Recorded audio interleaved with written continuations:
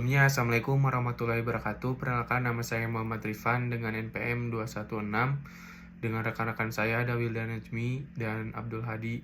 Jadi di sini apa itu Zomato Instan? Jadi Zomato Instan itu adalah layanan pengantaran makanan ultra cepat dari Zomato yang menjanjikan pengiriman dalam waktu sekitar 10 menit. Kisah sukses Zomato dari perspektif orang awam. Zomato dipandang sebagai kisah sukses startup, teknologi yang mampu mengubah cara masyarakat memesan dan menikmati makanan. Contohnya seperti menghubungkan konsumen dengan ribuan restoran melalui satu aplikasi, dan juga menawarkan kemudahan pilihan menu yang luas, ulasan restoran, dan layanan antar yang relatif cepat. Dan juga berkembang dari startup lokal menjadi perusahaan multinasional. Dan itu kisah sukses Zomato menurut perspektif orang awam. Dan ambisi Zomato Instan itu ada untuk terus menjadi pionir di wilayah yang belum sepenuhnya terpetakan dalam industri teknologi pangan, yaitu ultra fast food delivery, dan juga perubahan perilaku konsumen generasi muda yang menginginkan kecepatan dan kepraktisan, karena Gen Z mudah untuk menginginkan yang praktis, dan juga ada keinginan menciptakan diferensiasi yang kuat berbasis waktu 10 menit.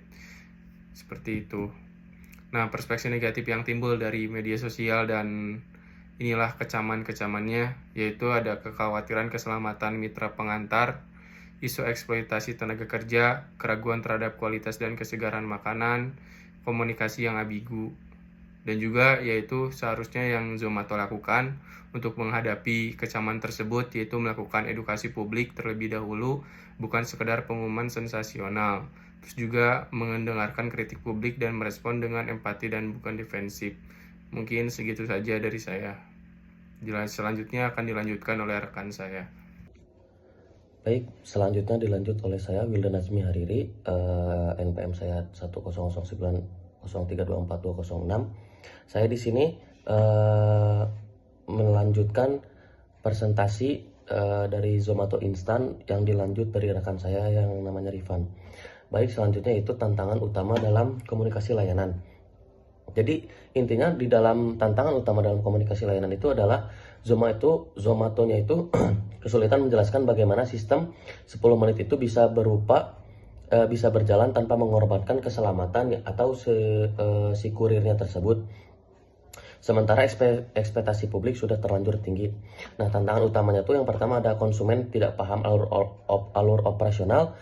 Janji 10 menit menciptakan ekspektasi yang sulit dipenuhi secara konsisten. Layanan melibatkan banyak pihak, konsumen, kemudian restoran, kemudian kurir, regulator, dan masyarakat umum. Dan yang terakhir, kecepatan penyebaran informasi di media sosial. Jadi contohnya itu ketika satu pesanan itu terlambat, netizen langsung menganggapnya layanan itu gagal. Meski keterlambatannya itu hanya 2 menit. Jadi misalkan yang dijanjikan oleh Zomato itu 10 menit, dan yang datangnya itu oleh si kurirnya mungkin yang datangnya 12 menit. Walaupun itu terdengar cepat, tetapi itu akan menjadikannya si customer itu merasa kecewa. Selanjutnya, peran strategi komunikasi pemasaran. Di dalam strategi komunikasi pemasaran itu berfungsi untuk membangun kepercayaan, bukan sekadar menjual kecepatan.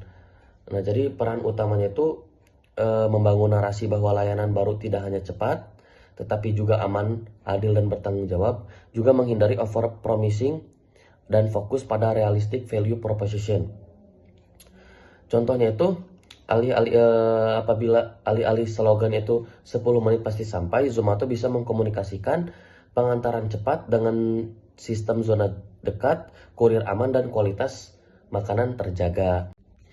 Jadi sebaiknya di dalam strategi komunikasi pemasarannya, Zomato tidak mengucapkan 10 menit, membangun narasi bahwa 10 menit bakalan sampai.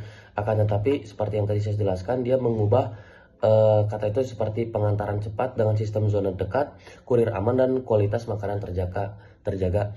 Jadi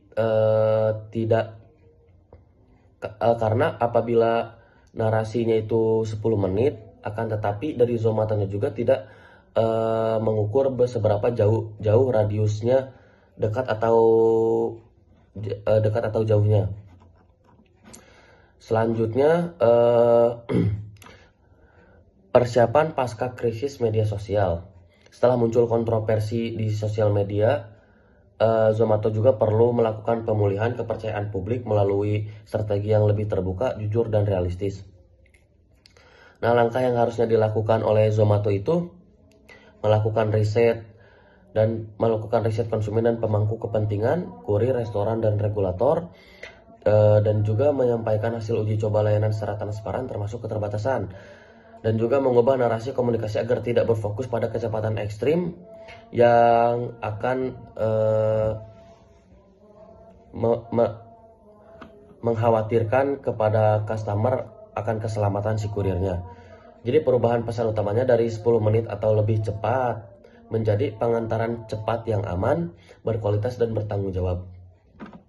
Contohnya itu Zomato merilis pernyataan resmi di media sosial yang menjelaskan sistem zona pengantaran dekat, dan juga tidak ada sanksi bagi kurir jika terlambat, dan juga standar keamanan dan kualitas makanan tetap dijaga. Hal ini membantu meredakan kritik dan membangun kepercayaan publik.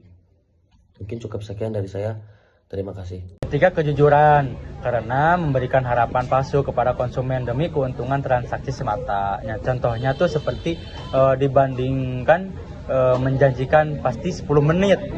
Nah, yang sulit dipenuhi itu saat hujan atau jam sibuk. Nah, jadi perusahaan itu sebaiknya memberikan estimasi waktu yang lebih masuk akal, misalkan 10 sampai 20 menit, yang benar-benar saja gitu, bisa dipenuhi secara konsisten di setiap transaksi. Nah, terus yang kedua yaitu dalam perspektif syariah, janji pemasaran harus realistis dan dapat dipenuhi secara konsisten.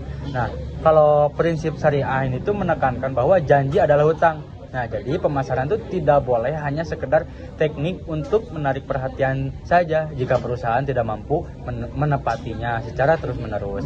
Nah, jadi jika waktu pengantaran yang ekstrim ini tuh menciptakan ekspektasi tinggi. Nah, jika Zomato sering gagal memenuhi janji tersebut, maka perusahaan telah melanggar. Dianggap menyesatkan karena tidak sesuai dengan realitas di lapangan. Contohnya, Zomato tuh harus transparan menjelaskan bahwa 10 menit tersebut tuh hanya berlaku untuk menu. Nah, yang sudah siap saji dalam radius jarak yang sangat terbatas, bukan untuk semua jenis pesanan yang di semua lokasi.